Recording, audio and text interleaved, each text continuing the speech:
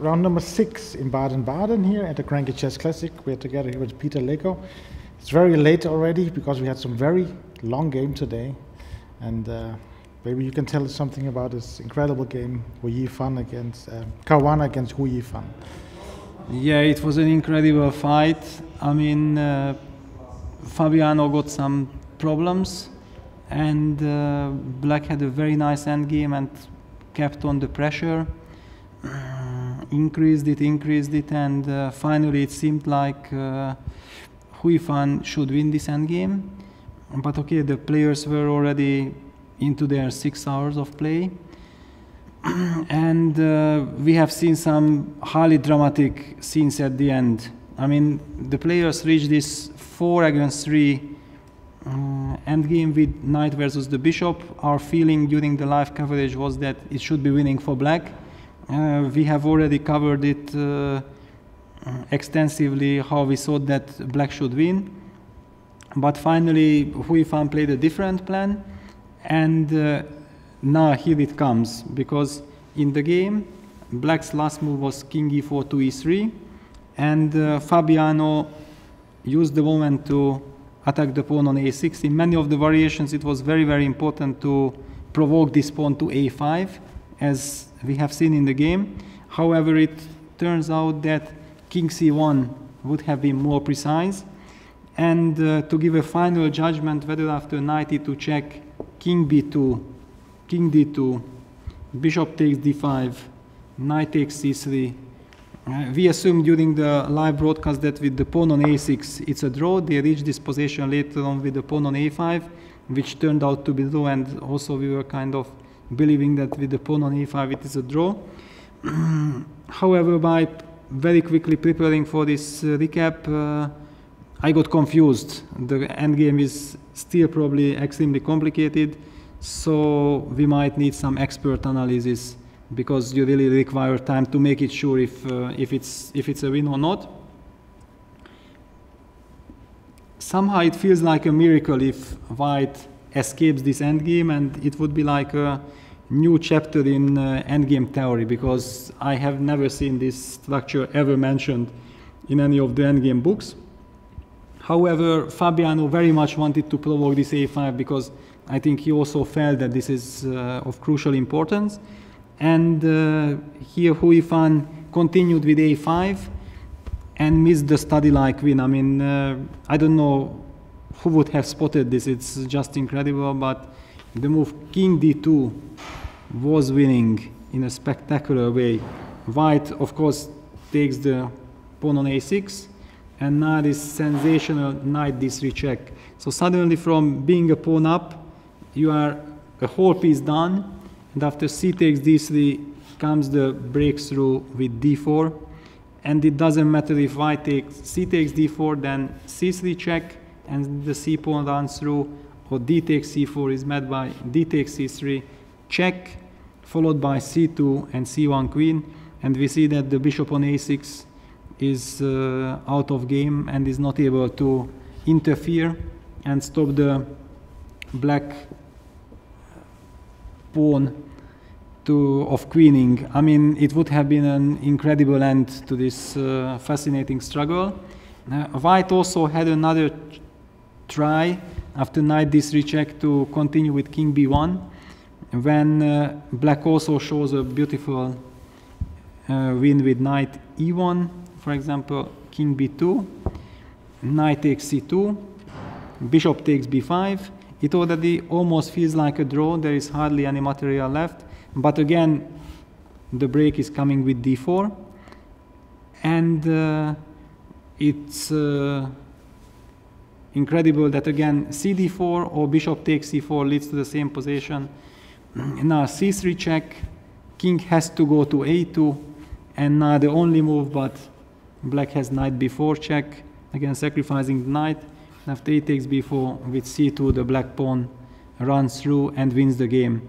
I mean, truly spectacular lines. With 10 minutes on the clock for the rest of the game, and after more than 6 hours of play, it's very easy not to see it. and also nobody tells you that, hey, this is the moment. Yeah. Here you have to think about some study-like way. The game continued logical. After a5, bishop c6,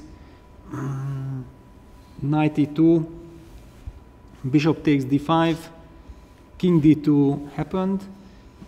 Black then took the c3 pawn, and we reached these 3 against 2 positions when the pawn on a5 proved not to give. Okay, there were winning chances, but with precise play already, Fabiano held the game.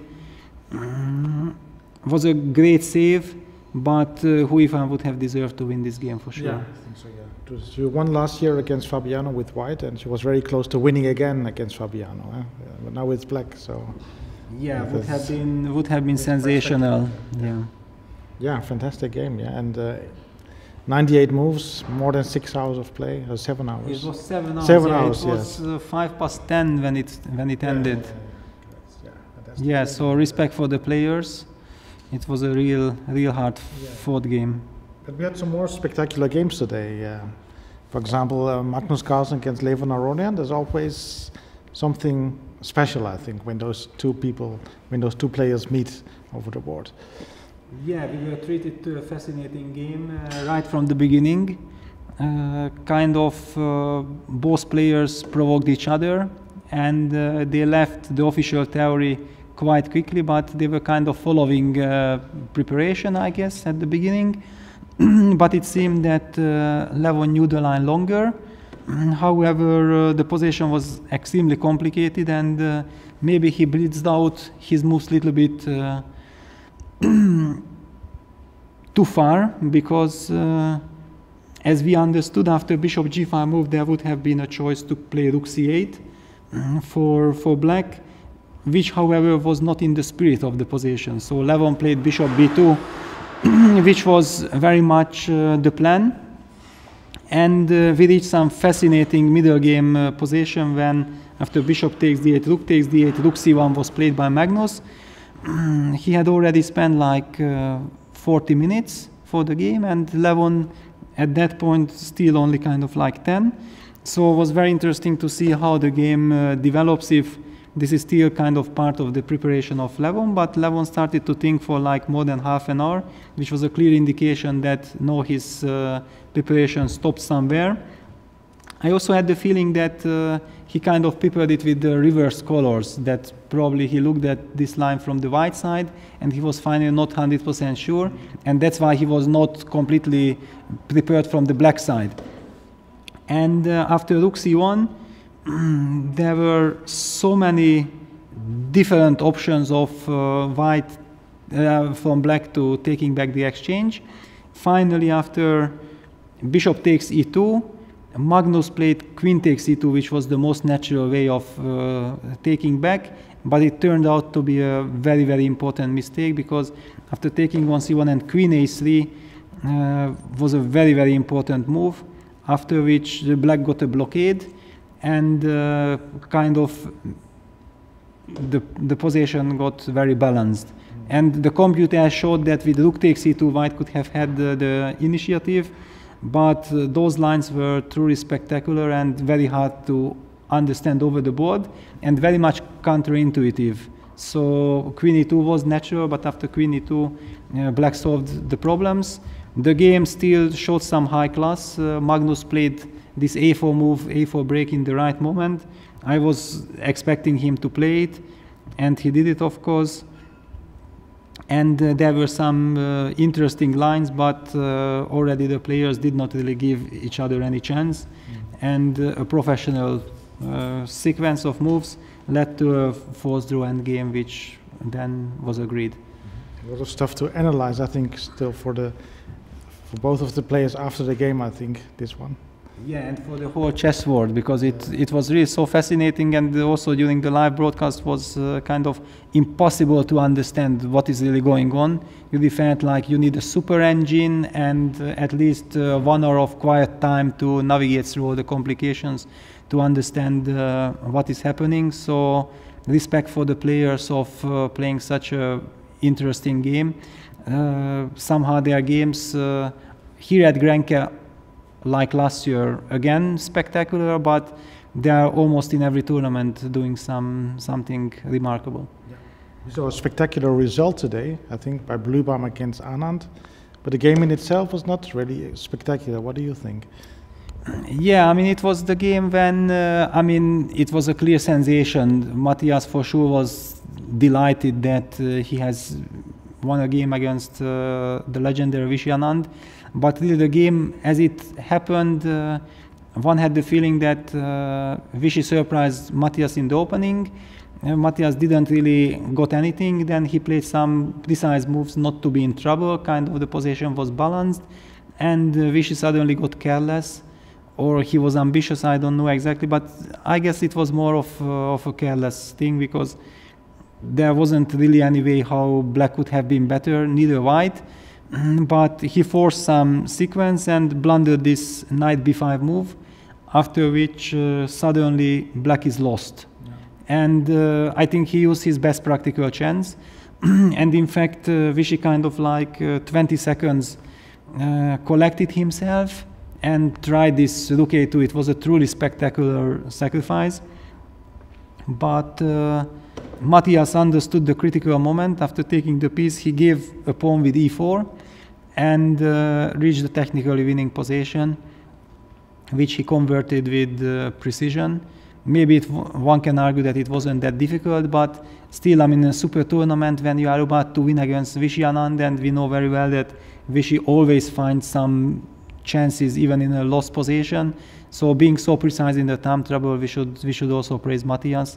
So a great win for him, and a really probably one can say unnecessary loss for Anand. Now Vishy is -2 in the tournament. It's not where we like to see him, but I'm pretty sure that tomorrow he wants to bounce back. Yeah, he still has 3 more rounds to go, so maybe there's still some chance to make a good result in the tournament. Let's go to another game, Fityukov against Vacher-Lagrave. It was a draw today. 2 of the tournament leaders. What can we say about that game? It also had a very interesting opening phase, because Fityukov finally played d4, which I think usually is his main weapon. At least I recall him as a very serious d4 player. But in this tournament so far, in all his games, he had played e4.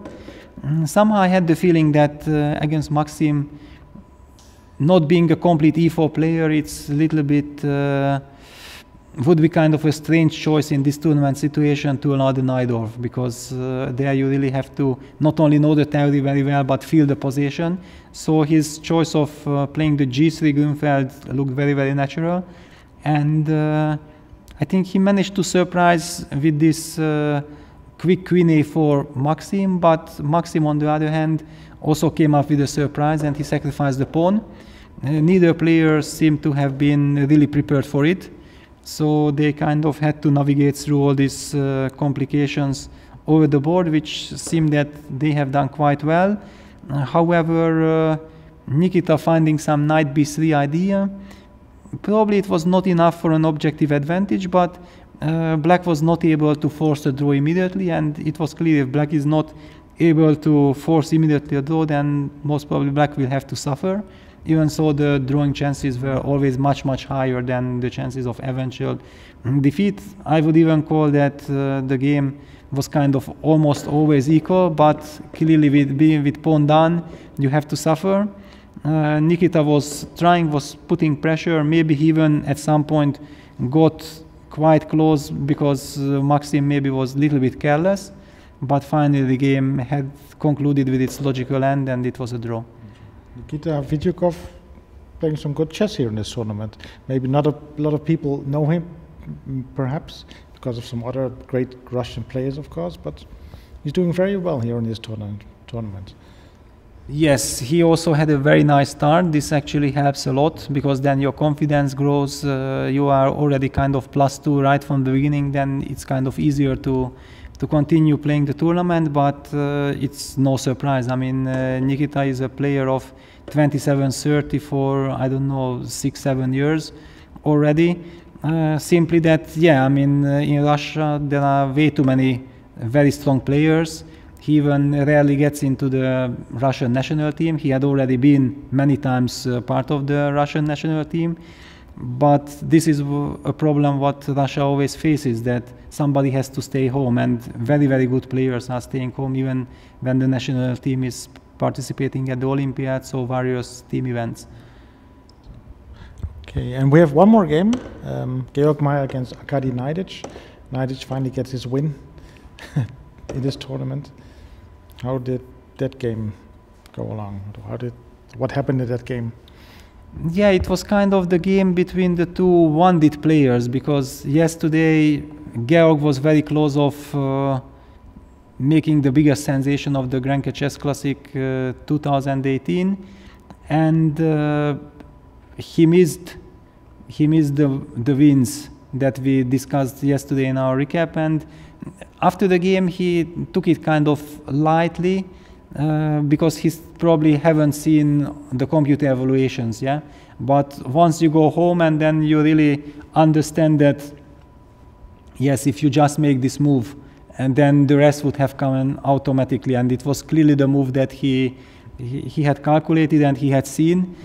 So probably after the game in the evening or in the night, it was for sure bothering him.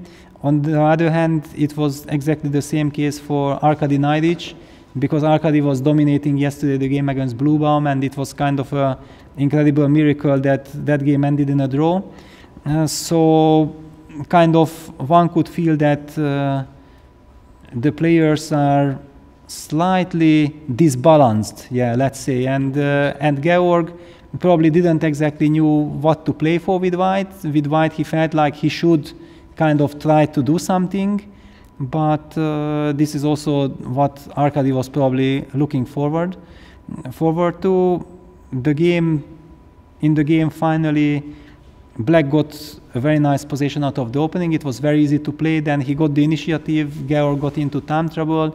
His pieces were not very well coordinated, so Arkady rightly went for the straightforward attack in time trouble. And then some illogical things started happening, but okay, when such position appears and your opponent is done on time, then it's also logical that you try to play some practical ideas. And probably it was very dramatic for poor Georg, because just one move before the end of the game, when he had to design, when he blundered, he could have made a knight before move, and all of a sudden it turns out that the game starts new. White is very much in the game. So very bitter loss for Georg, a great victory for Arkady, who really needed this win to get his self-confidence back for the final rounds, and I'm pretty sure we will be seeing some great chess from him in the coming days. Yes, I think so. We have 3 more fantastic rounds, I think. Exciting games coming up tomorrow, and also in the next 3 rounds. Is there a favorite? Do you see anyone who's actually really better than the rest at the moment? I cannot see it at the moment. Yeah, I think no one can see it. Everything is very, very close. I mean, 3 players with +2, Maxim Vachier-Lagrave, Fabiano Caruana and Nikita Vityugov, sharing with +2 score.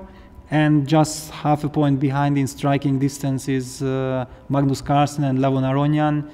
So basically, all of them can still win the tournament, and I think all of them are really hoping for, because it's just a great honor to win the GRENKE Chess Classic.